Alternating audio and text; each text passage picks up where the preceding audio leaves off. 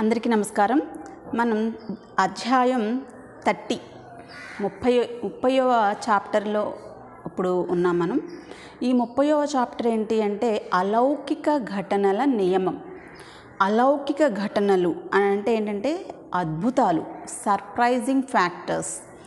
So ఆ surprising factors లేదా ఆ అద్భుతాలు ఏ నియమం ఆధారంగా పనిచేస్తున్నాయి?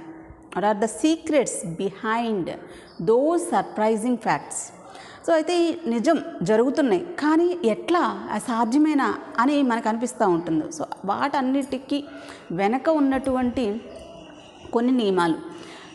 జనరల్గా మనకి తెలిసిన అద్భుతాలు అని అంటే మనం చాలా విన్నాం. అంతకుముందు మన స్టోరీస్ భగవంతుడు గురించిన మనం కొన్ని చాలా కథలు మనం వింటూనే ఉన్నాం.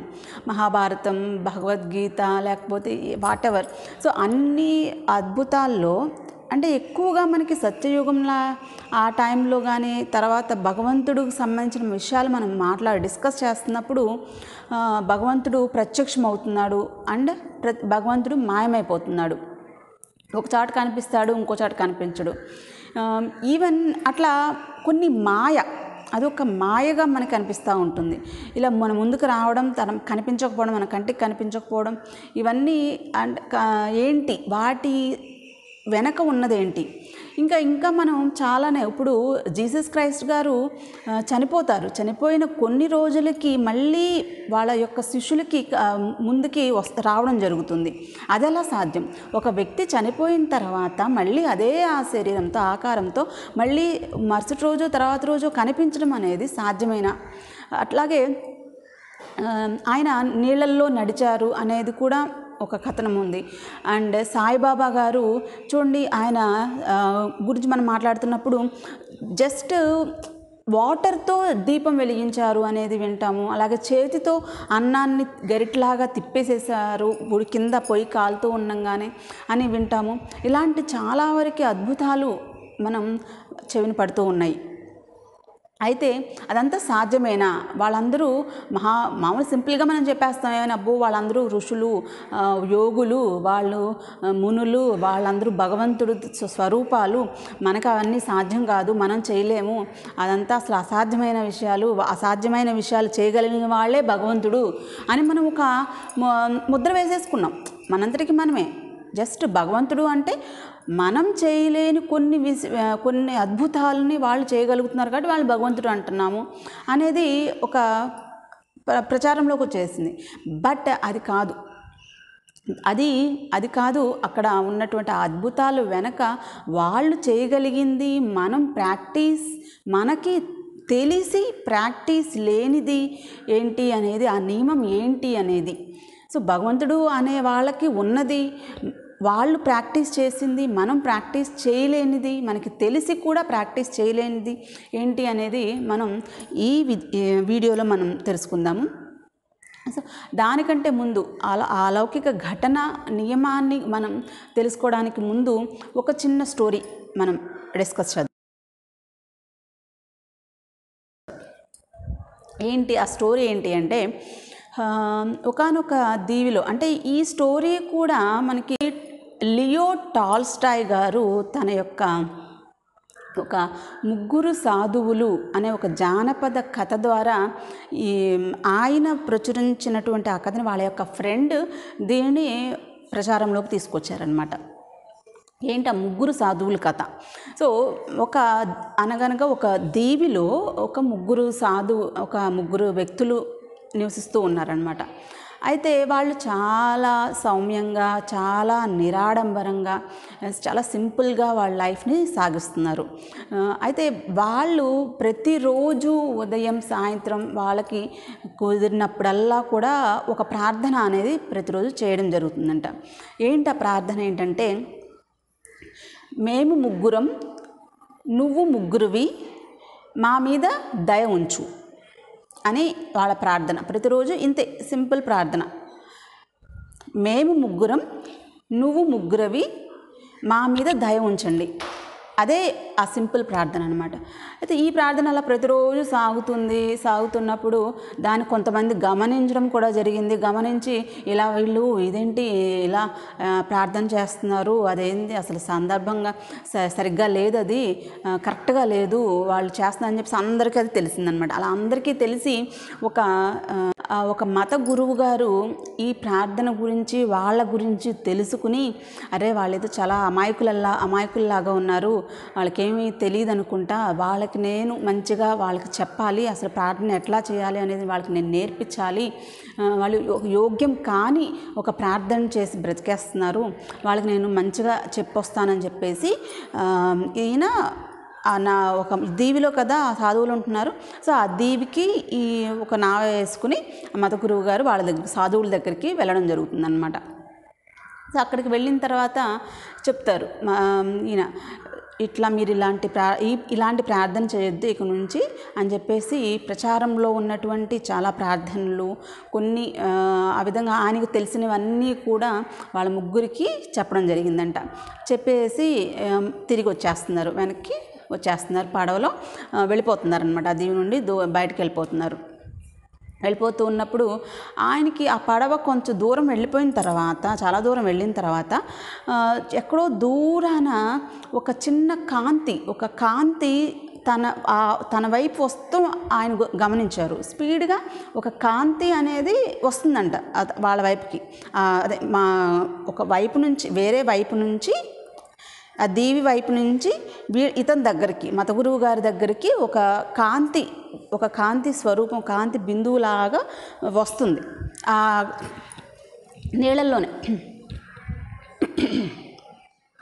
సో ఆ నీళ్ళలోనే ఇలా ఫాస్ట్గా వచ్చేస్తుంది అనమాట, ఈయన దగ్గరకు వచ్చేస్తుంది. సో కొంచెం దగ్గరకు వచ్చేసరికి ఈయన గమనించింది ఏంటి అంటే, ఒక ముగ్గురు వ్యక్తులు ఇలా రౌండ్గా ఉండడం గమనించారు. ఇంకా దగ్గరకు వస్తే చూసి ఆ ముగ్గురు వ్యక్తులు ఎవరు అంటే, ఇప్పుడు ఆయన ఎవరైతే సాధువుల్ని కలిసి వచ్చారో ముగ్గురు సాధువులు, ఆ సాధువులే అనమాట. సో గమనించి ఈయనకి ఆశ్చర్యపోతారనమాట.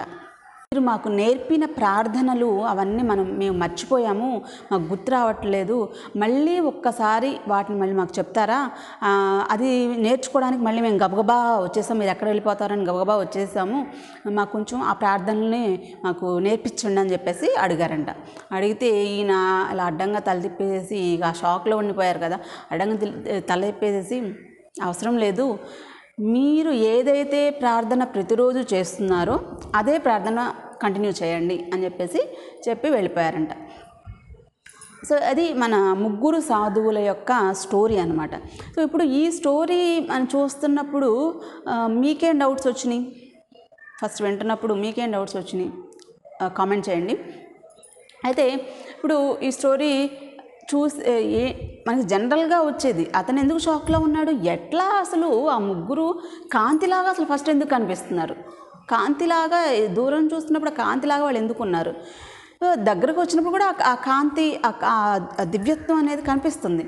అండ్ అసలు ఆ నీళ్ళల్లో ఎలా వచ్చేస్తున్నారు, నడుచుకుంటూ వచ్చేస్తున్నారు, నీళ్ళ మీద పరిగెత్తుకుంటూ వస్తున్నారు. భూమి మీద ఎట్లయితే పరిగెత్తున్నారో అలాగే నీళ్ళ మీద కూడా పరిగెత్తేస్తున్నారు వాళ్ళు. అది ఏదో చిన్న విషయంలాగా, మనం భూమి మీద ఎంత సింపుల్గా పరిగెత్తామో అట్లా వాళ్ళు నీళ్ళ మీద పరిగెత్తుకుంటూ వచ్చేస్తున్నారు.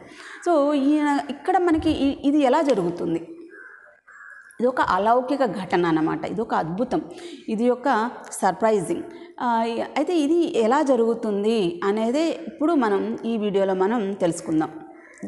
ఈ స్టోరీ బిహైండ్ ఉన్నటువంటి విషయం ఏంటి అనేది మనం తెలుసుకుందాం. ఇందులో ఉన్నటువంటి నియమం ఏంటి అంటే, సింపుల్, మనం విజ్ఞాన శాస్త్రాన్ని ఏ విధంగా అర్థం చేసుకుంటామో అదే ఇక్కడ ఇందులో ఉన్నటువంటిది, అదే విజ్ఞాన శాస్త్రం, అదే సైన్స్ బిహైండ్ దిస్.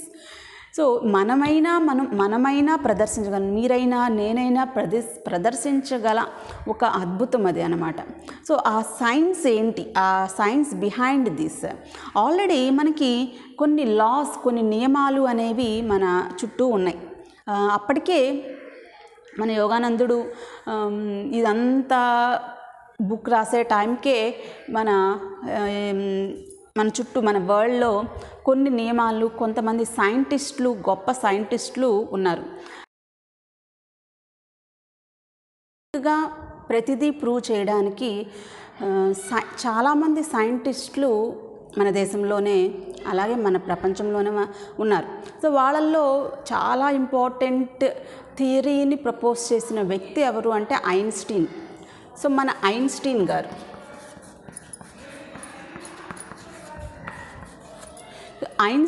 గారు రూపొందించినటువంటి సాపేక్షత నియమం E=mc². సో ఎనర్జీకి, శక్తికి, ద్రవ్యరాశికి మధ్య ఒక నియమాన్ని ఈయన రాబట్టడం జరిగింది. ఓకే, అంతకుముందు మనకి న్యూటన్ గారు కూడా ఉన్నారు. సో న్యూటన్ గారు గురుత్వాకర్షణ నియమాన్ని కనుక్కున్నారు. ఏంటి గురుత్వాకర్షణ నియమము? ప్రతి వస్తువు కూడా భూమి వైపుకి ఆకర్షించబడుతుంది. కొంత ద్రవ్యరాశి ఉన్నటువంటి, అంటే భూమి కంటే తక్కువ ద్రవ్యరాశి ఉన్నటువంటి ఏ వస్తువు అయినా కూడా భూమి వైపుకి ఆకర్షించబడుతుంది. ఒక అయస్కాంతంలాగా బిహేవ్ చేస్తుంది భూమి అని చెప్పేసి ఈయన ఎక్స్ప్లెయిన్ చేశారనమాట. ఈ సిద్ధాంతమే కనుక లేదనుకోండి, అసలు మనకి అయోమయంగా ఉండేది. మన చుట్టూ ఏం జరుగుతుంది అనేది అది ఎప్పటికీ అదొక అద్భుతంగా, అదొక మాయగానే మనకు ఉండేది. సో ఇక్కడ ఆయన ఒక నియమాన్ని రూపొందించారు. ఏంటి అంటే, ఒక భూమి అనేది ఒక అయస్కాంతం లాంటిది. సో ఆ అయస్కాంతం వేరే వస్తువుని తన వైపు ఆకర్షిస్తుంది అనే ఒక సింపుల్ థియరీ చెప్పేశారు. సో అది మనం వింటున్నాం కాబట్టి మనకు అద్భుతంగా మనకేం అనిపించట్లా. మన చుట్టూ జరిగేదంతా న్యాచురల్గా, సహజంగా, చిన్నగానే మనకు కనిపిస్తుంది. ఎందుకంటే ఆ నియమం అనేది మనకు తెలుసు కాబట్టి. అదే తెలియదు అనుకోండి, అది ఎప్పటికీ మనకి ఒక క్వశ్చన్ మార్క్గానే ఉంటుందన్నమాట. ఇంకా మనకి ఇప్పుడు కరెంట్ అనేది కూడా, విద్యుత్ కూడా స్విచ్ వేయంగానే మనకి బల్బ్ వెలుగుతుంది, ట్యూబ్లైట్ ఇవన్నీ వెలుగుతున్నాయి అంటే అది ఒక ఇంకా కొంచెం సాల్వ్ కానటువంటి ఒక విషయమే అన్నమాట. తయారు చేస్తున్నారు, విద్యుత్తుని తయారు చేస్తున్నారు, అదంతా ఓకే, అదొక సాల్వ్ కానటువంటి ఒక విషయంగానే ఉంటుంది. అదేవిధంగా అయస్కాంతత్వం కూడా. సో మ్యాగ్నెటిజం, ఈవెన్ ఎందుకు ఒక అయస్కాంతం, ఒక పదార్థము వేరే వస్తువుల్ని ఎలా ఆకర్షించగలుగుతుంది తన వైపుకి అనేది కూడా ఒక మనకి క్వశ్చన్ మార్క్గానే ఉంటుందన్నమాట.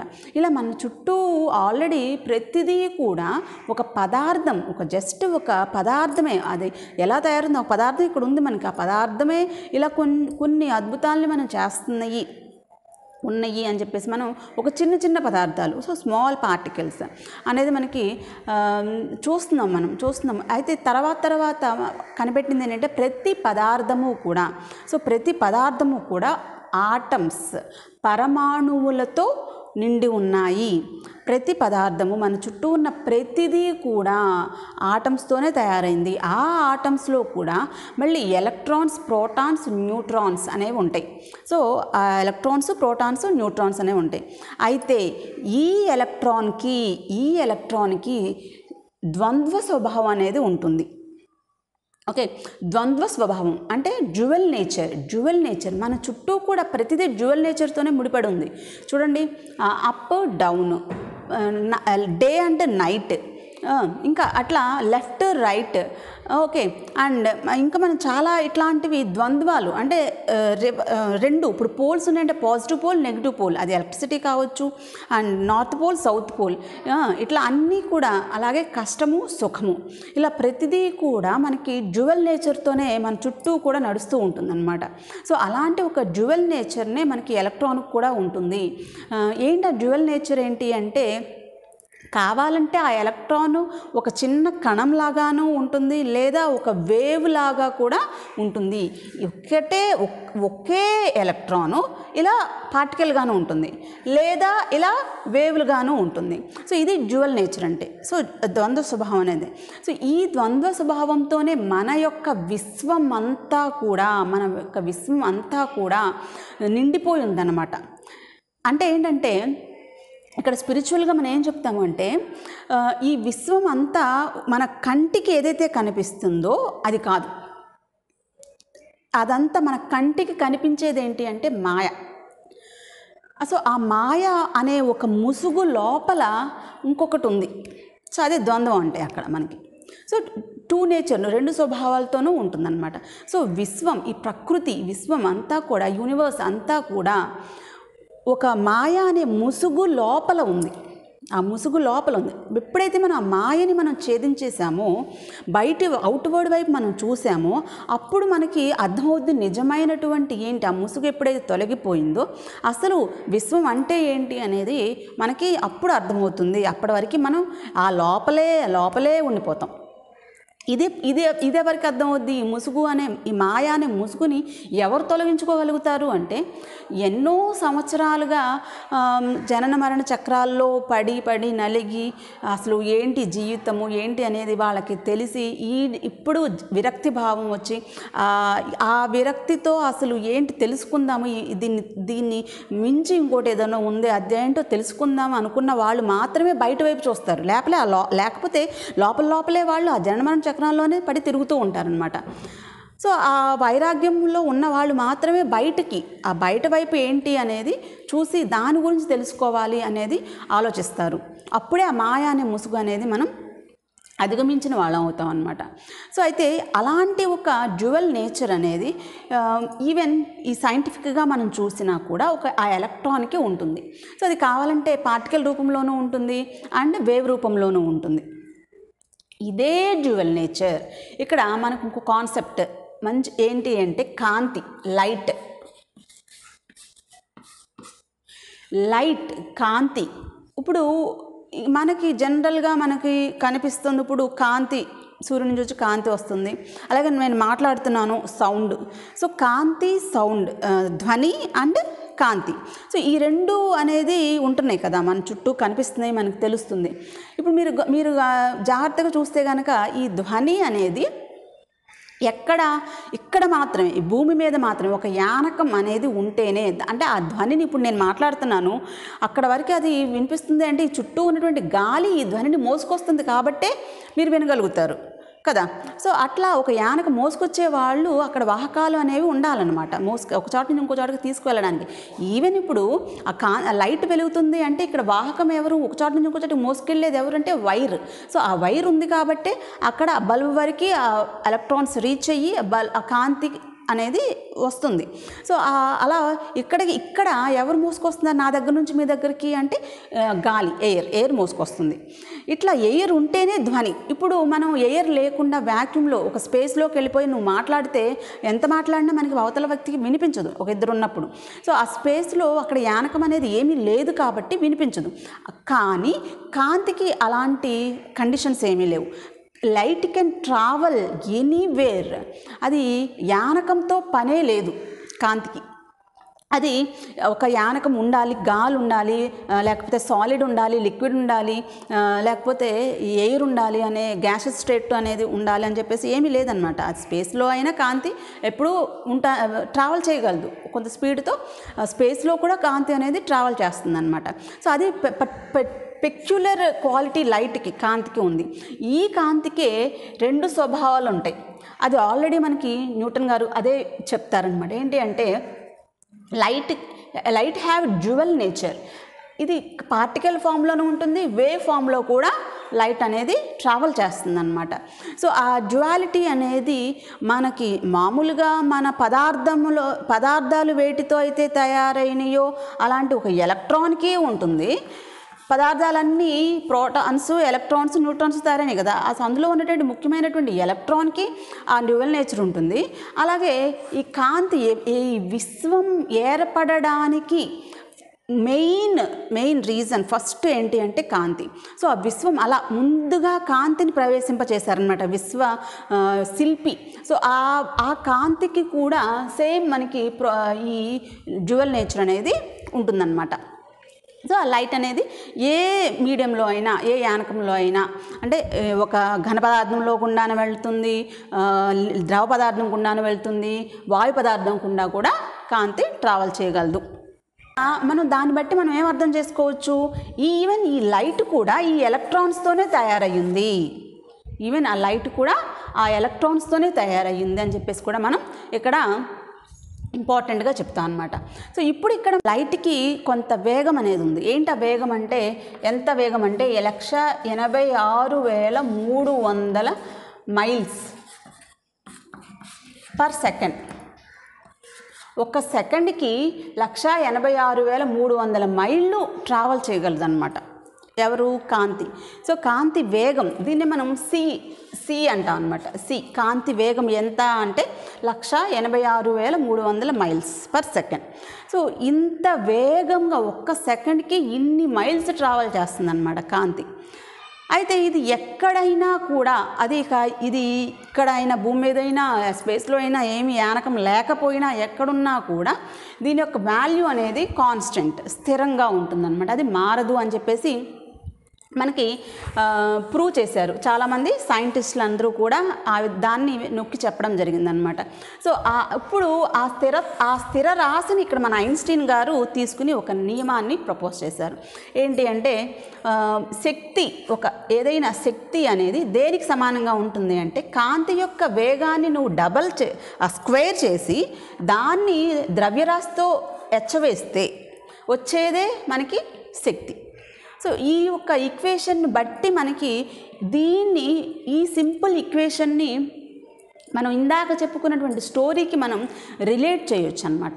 సో వాళ్ళు ఎలా కాంతి రూపంతో వచ్చారు అనేది మనం రిలేట్ చేసుకోవచ్చు. చూడండి ఒకసారి, ద్రవ్యరాశి అనంతంగా ఉందనుకోండి, చాలా ఎక్కువగా ఉంది ద్రవ్యరాశి, అనంతంగా ఉంది. సో అనంతంగా ఉన్నటువంటి ద్రవ్యరాశి మాత్రమే కాంతి వేగానికి సమానమైన వేగంతో ప్రయాణించగలదు. అర్థమైందా?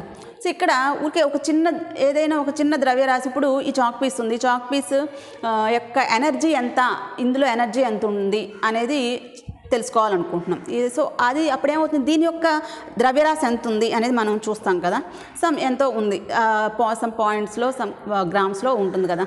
సో ఆ గ్రామ్స్ ఇక్కడ వేస్తాము, దాన్ని లైట్ యొక్క వెలాసిటీతో మల్టిప్లై చేస్తాం. ఇలా మల్టిప్లై చేసినప్పుడు ఎనర్జీ వచ్చేదే ఎనర్జీ, ఇందులో ఉన్నటువంటి ఎనర్జీ. సో అంత ఎనర్జీ దీనికి ఉంటుందన్నమాట. ఓకే, ఇప్పుడు అలాగే నేనున్నాను, ఇప్పుడు నా యొక్క శక్తి ఎంత అనేది తెలియాలన్నప్పుడు నా వెయిట్ ఎంత, సో ఆ వెయిట్ ఇంటూ లైట్ యొక్క వేగం, వెలాసిటీ ఆఫ్ లైట్, కాంతి యొక్క వేగంని స్క్వేర్ చేయగా వచ్చింది, మల్టిప్లై చేస్తాం అనుకో, ఆ వచ్చిన వాల్యూ నాలో ఉన్నటువంటి ఎనర్జీ అవుతుందన్నమాట, నా యొక్క శక్తి అవుతుందన్నమాట. అలా ఇప్పుడు ఇలా ద్రవ్యరాశి ఇలా పెంచుతూ అనంతమైనటువంటి ద్రవ్యరాశి ఉన్నటువంటి పదార్థం, వస్తువు ఏదో మనకి ఉందనుకుందాం, అనంతంగా ఉంది దాని యొక్క ద్రవ్యరాశి. అప్పుడు దాంతో మల్టిప్లై చేసినప్పుడు అది మాత్రమే అనంతంగా ఉన్నటువంటి వస్తువు యొక్క ద్రవ్యరాశి ఉన్నప్పుడు మాత్రమే అప్పుడే దాని యొక్క వేగం మాత్రం కాంతి యొక్క వేగానికి సమానంగా ఉంటుందన్నమాట.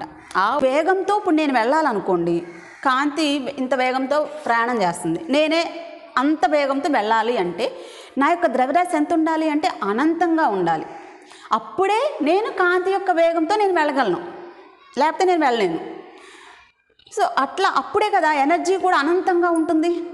ఇప్పుడు ఎంత ఎనర్జీ ఉంటుంది దీనికంటే ఎంతైతే లైట్ ఉందో, కాంతి యొక్క వేగం ఎంత ఉందో దాన్ని డబుల్ చేయాలంటున్నాం, దాన్ని స్క్వేర్ చేసిన తర్వాత ఇంకా డబుల్ కూడా కాదు, స్క్వేర్ చేస్తున్నప్పుడు అది మళ్ళీ దాని యొక్క ద్రవ్యరాశితో మల్టిప్లై చేస్తే అప్పుడు వచ్చే ఎనర్జీ ఎంత అవుద్ది, చాలా అనంతానికి అనంతం ఇంకా ఎక్కువ ఉంటుందన్నమాట. అంత ఎనర్జీ ఉంటే మాత్రమే జరుగుద్ది.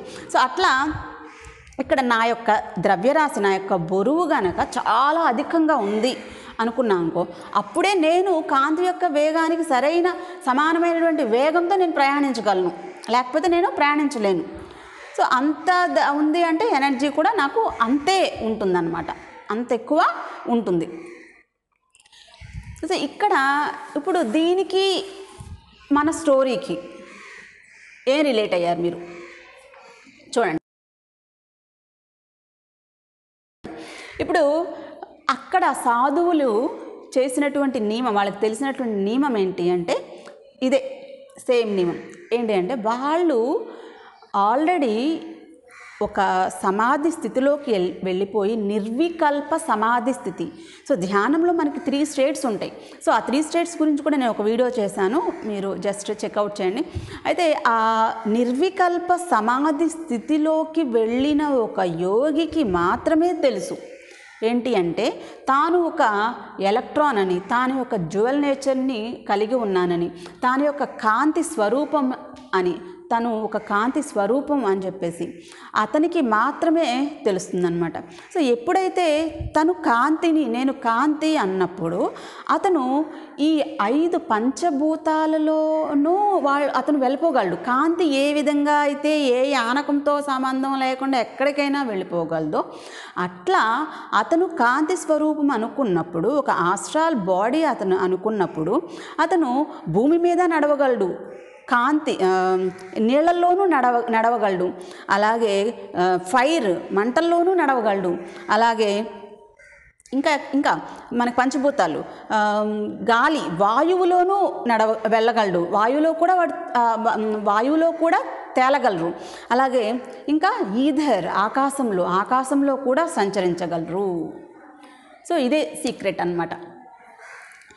తెలుసుకోవడమే ఇక్కడ ఏంటి అంటే, నేను ఈ చిన్న భౌతిక స్వరూపాన్ని కాదు, నేను ఒక కాంతి స్వభావాన్ని, కాంతి స్వరూపాన్ని, అనంతమైన కాంతి స్వరూపాన్ని, అనంతమైన ద్రవ్యరాశి గల వ్యక్తిని, నేను ఆ అనంతమైన శక్తిని అని తెలుసుకున్న యోగి, నిర్వికల్ప సమాధిలో డీప్గా వెళ్ళిన యోగికి మాత్రమే అతనికి అర్థమవుతుంది ఏంటి అంటే, తాను ఒక ఎలక్ట్రాన్, ఒక కణాలతో, ఈ ఎలక్ట్రాన్లతో తయారయ్యాను, ఎలక్ట్రాన్కి ఏ విధంగా అయితే స్వభావం ఉందో, కాంతికి ఏ విధంగా అయితే స్వభావం ఉందో, నేను ఆ కాంతి శరీరాన్ని నేను అని తెలుసుకున్న వ్యక్తి, సో కాంతి ఏ విధంగా అయితే అన్ని యానకాల్లోనూ వెళ్ళగలదో అట్లా అన్ని ఈ పంచభూతాల్లోనూ కూడా ఆ వ్యక్తి సంచరించగలడు అనమాట, ఈజీగా వెళ్ళిపోగలడు అనమాట.